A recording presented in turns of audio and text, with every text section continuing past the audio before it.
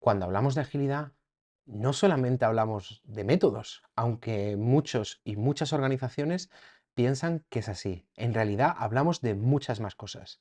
Por ejemplo, de prácticas técnicas que hacen a equipos ágiles más ágiles y que sin ellas no podríamos hablar de agilidad por muy bien que hagamos daily scrums, sprint reviews o tengamos tableros y sistemas Kanban. En este vídeo vamos a ver 10 prácticas técnicas fundamentales en equipos que pretenden llamarse ágiles y vamos a ver cada una de ellas con un poco de detalle.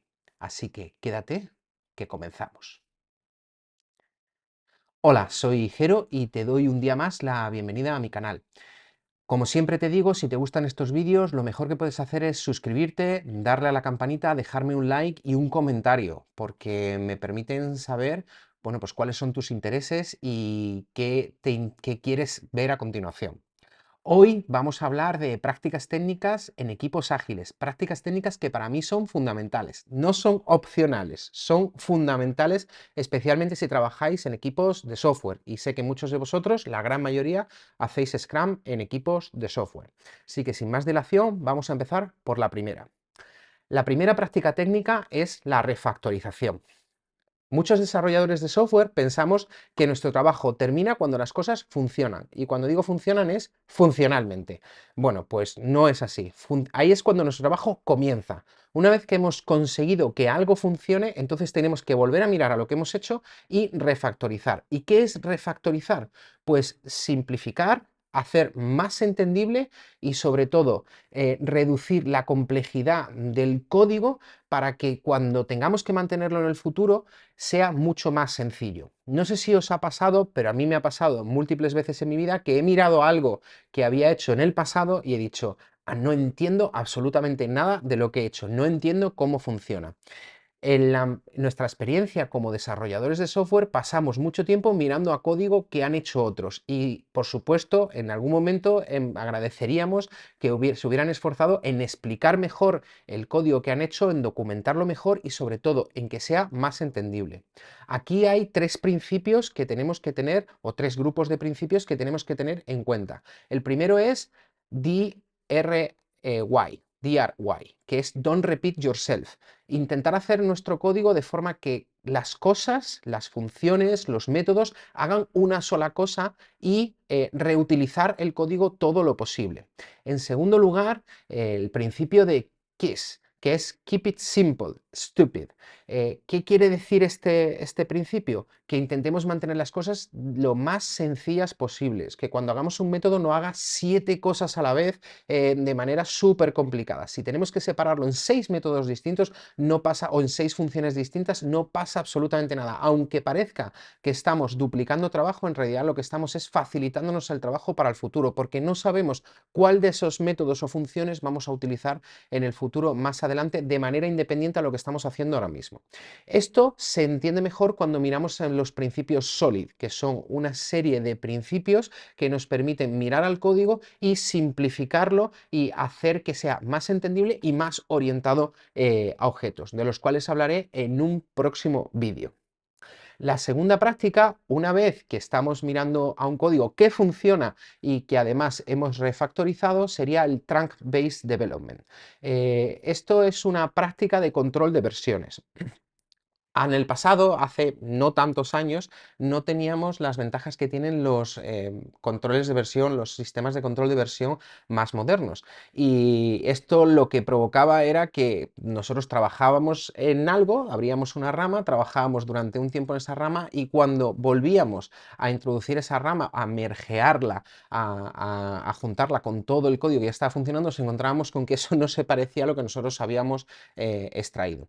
Principalmente existen dos maneras de mirar al control de versiones. La primera sería Git Flow, donde abrimos una rama por cada feature en la que estamos trabajando. Esta rama tiene la característica de tener una vida larga que contiene la feature junto con todo lo que teníamos anteriormente. Cuando terminamos esa feature, trabajamos para intentar limar los cambios y que funcione con el trabajo principal. El problema de esto es que las ramas que tienen una vida muy amplia cuando trabajamos en equipos en software donde trabajan muchas personas, pues nos puede provocar problemas hasta el punto de que todo nuestro trabajo tengamos que rehacerlo simplemente para adaptarlo a lo que tenemos hoy, porque lo que tenemos hoy no se parece a lo que a lo mejor teníamos hace un mes.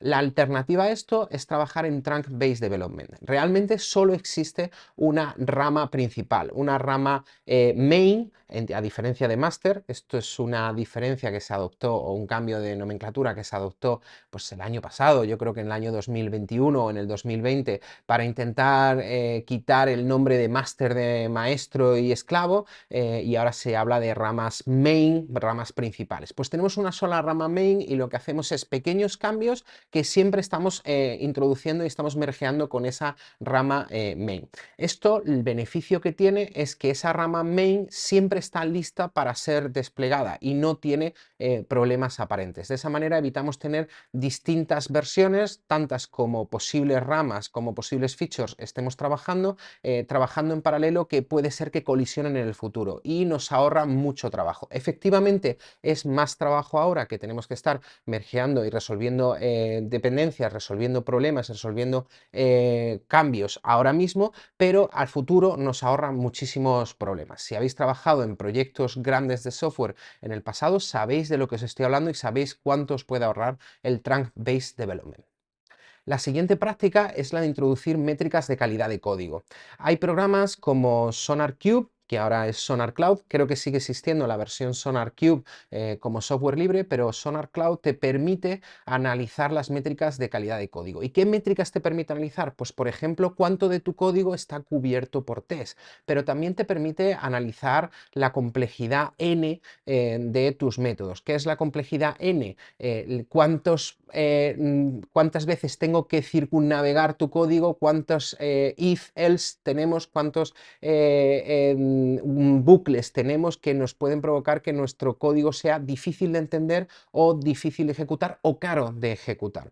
Por otro lado, también nos permite analizar la complejidad ciclomática, que sería cuántos ciclos tenemos que darle al código o cuántos ciclos tenemos que darle a una ejecución de código para poder ejecutarlo, que también es una métrica de cuánto nos cuesta ejecutar nuestro código y de rendimiento, pero también otra serie de métricas como por ejemplo el número de palabras que tiene una función y otro tipo de métricas que pueden ser muy útiles a la hora de identificar si estamos trabajando frente a un código sano o si estamos trabajando frente a un código enfermo.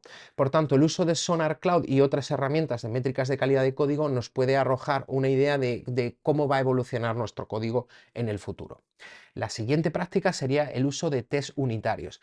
Desafortunadamente o lamentablemente, en el año 2022 hay muchas organizaciones y muchos equipos que siguen sin trabajar con test unitarios o que hacen código que no tiene test o que no está cubierto con test. Lo primero que tenemos que saber es qué código debería estar cubierto por test, y es aquel código que ejecute lógica, que proceda a cambios, ¿vale? Dentro de nuestro código, dentro de nuestro sistema. En segundo lugar, hay que entender que tener test no es lo mismo que hacer TDD, ¿vale? TDD es una práctica concreta que es Test Driven Development, donde los test dirigen el desarrollo de la arquitectura de nuestra aplicación. Una manera de ir avanzando hacia TDD es, en primer lugar, aprender a usar test unitarios y hacer que los test testen una sola cosa en nuestro código y tener tantos tests como cosas que vamos a hacer en nuestro código, como tantas unidades de ejecución queramos tener en nuestro código. De ahí pasar a test first, es decir, primero escribir los tests y luego hacer la arquitectura, aunque sigamos un patrón de arquitectura, y por último pasar a TDD, donde es el diseño de los tests la que está dirigiendo el que está dirigiendo cómo vamos a desarrollar la arquitectura de nuestra aplicación. A partir de ahí, con estas primeras prácticas, la de refactorización, la de Trunk-Based Development, la de tener métricas y la de test unitarios, podemos empezar a hablar de la siguiente práctica, que es una práctica de integración continua. ¿Qué es la integración continua? Pues básicamente estamos integrando todo nuestro código de manera automatizada en todo momento. Esto es que cuando hacemos un cambio y solicitamos una pull request o hacemos un merge en nuestro código principal, nuestro sistema está preparado para hacer funcionar todos esos test unitarios y asegurarse de que lo que tenemos en esa rama main está funcionando. Estamos haciendo integración de manera continua en lugar de hacerla mediante la técnica del freeze. Esto es, paramos todo lo que estamos haciendo, integramos y volvemos a trabajar. Volvemos todo lo que estamos haciendo, integramos y volvemos a trabajar. Paramos todo lo que estamos haciendo, integramos y volvemos a trabajar. La integración continua nos permite ser mucho más rápidos y mucho más adaptativos, aunque el proceso de desarrollo, de nuevo, parezca más lento. Esto es la paradoja de que siendo más lentos podemos ir mucho más rápido. Una vez que tenemos todos estos y tenemos una integración continua, tenemos que empezar a pensar en testear la capa de servicios. ¿Qué es la capa de servicios? Bueno, pues la capa de servicios es una capa en las aplicaciones que controla la comunicación entre el repositorio y la lógica de la aplicación. Lo que nos permite, perdón, entre los repositorios y los controladores de la aplicación. Esta capa de servicios contiene una lógica en la cual cuando un controlador nos pide datos, nos pide cualquier cosa, nosotros se la pedimos al repositorio que contiene esos datos y esta lógica determina qué datos debemos servirle al controlador. A diferencia de los test unitarios que testean si una función funciona o no, por ejemplo, imaginemos que yo escribo una función que me devuelve el resultado cuando le doy dos números, en este caso lo que estamos testeando es si cuando le proporciono un dato al controlador realmente le estoy proporcionando el dato que le debería de proporcionar. Este testeo se moquea, ¿vale? Y esto es algo de lo que no he hablado en test unitarios, pero es un concepto fundamental. Cuando testeamos, testear es caro, porque si tengo que esperar a que una base de datos me devuelva un dato para poder probarlo, al final empezamos a añadir segundos a cada test y a lo mejor cuando tenemos 10 tests que tardan 10 segundos cada uno, estamos hablando de minuto y medio. Pero cuando tenemos miles de tests que tardan 10 segundos, pues igual a lo mejor puede pasar todo el día antes de que podamos testear nuestra aplicación. Entonces lo que hacemos es utilizar mocks. Lo que hacemos es decirle a nuestra función o a nuestro servicio, oye, aquí te estoy dando una serie de datos que van a servir de input para tus tests y esos son los que espero que me devuelvas de vuelta, pero no es necesario que los consultes o que hagas todo el proceso de consultar esos datos. Entonces, testear la capa de servicios nos permite asegurar que la lógica que media entre el controlador y el repositorio es correcta y funciona de manera correcta. A partir de aquí, lo último que nos quedaría por testear, o lo penúltimo que nos quedaría por testear, porque hay un test más, serían los test de integración. Los test de integración son test que prueban la aplicación o nuestro sistema end-to-end, de punto a punto.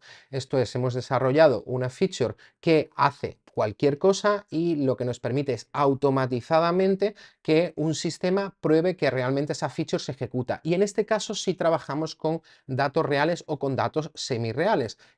Nosotros le hacemos una petición a nuestra aplicación, va al repositorio, toma unos datos que van a la capa de servicios, que media, que va al controlador y que al final en la vista nos devuelve lo que necesitamos. Esto si estás utilizando una arquitectura, por ejemplo, de modelo vista controlador. Estos de integración básicamente lo que nos permiten es, hemos construido una parte de nuestro producto, hemos probado que esa parte de producto en sí misma funciona, por otro lado hemos probado otra parte de nuestro producto, hemos visto que lo que media entre las dos partes funciona y por último hemos cogido esas dos partes juntas y ahora probamos que esto funciona y que es lo que el usuario esperaría o quería.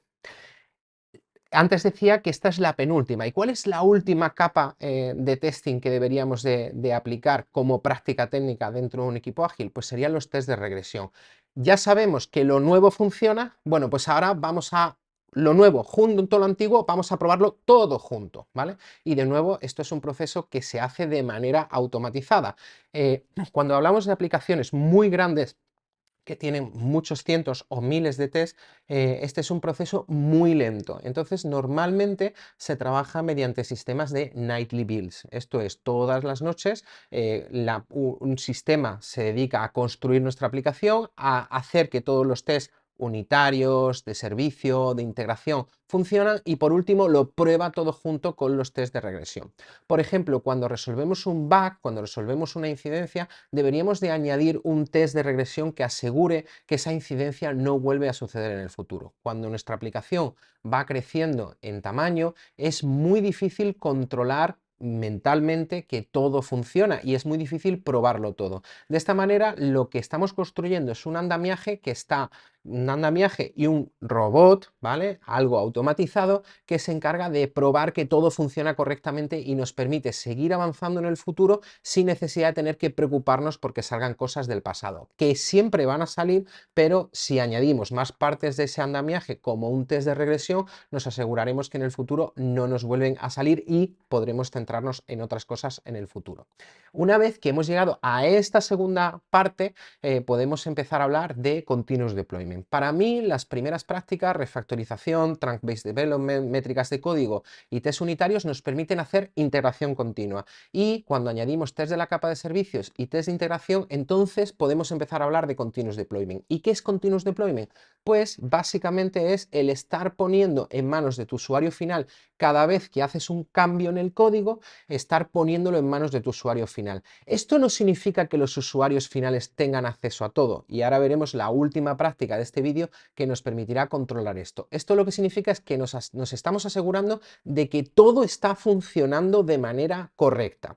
Así que hemos construido una pequeña pieza, la hemos refactorizado, la hemos mergeado en nuestra rama main, hemos testeado que esas piezas funcionan y lo hemos hecho de manera continua y automatizada.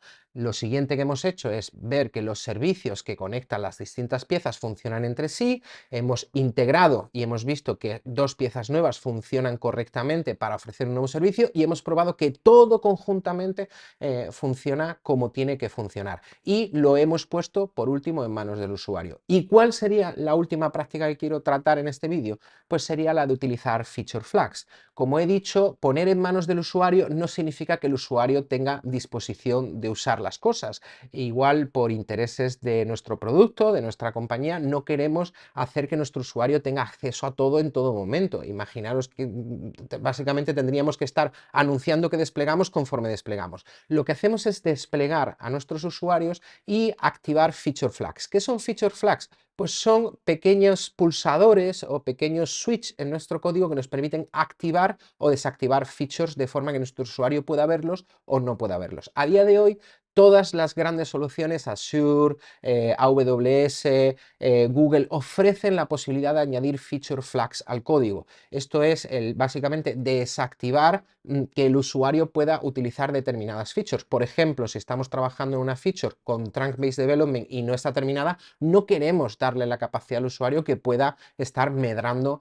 con esa feature. Para mí, estas 10 prácticas que te he contado son fundamentales en equipos ágiles. Si eres developer, deberías trabajar en ellas. Si eres Scrum Master, deberías trabajar para que tu organización permita usar estas features. Y si eres Product Owner, te interesa conocerlas porque esto te va a permitir trabajar en un producto más transparente, más resiliente, más adaptativo y sobre todo hacer un producto mucho más ágil y centrarte tú y a tu equipo en generar valor en lugar de lidiar con posibles fuegos que nos vayan surgiendo durante todo este proceso. Bueno, cuéntame tu experiencia, déjame un comentario y dime si te han parecido útiles, si conocías todas estas prácticas y si veías esta escalera que hemos ido construyendo como la veo yo. ¿Qué has hecho para introducir estas prácticas dentro de tu equipo, dentro de tu organización? Y por supuesto, si te ha gustado este vídeo, pues dale al like, déjame un comentario, activa la campanita para ver próximos vídeos y por supuesto, cualquier idea que tengas, pues estoy dispuesto a escucharla para intentar mejorar cómo hacemos o cómo hago estos vídeos para este canal. Por último, si quieres, también puedes suscribirte a mi newsletter semanal que puedes encontrar en jeronimopalacios.com/newsletter y, por supuesto, espero verte en un próximo vídeo.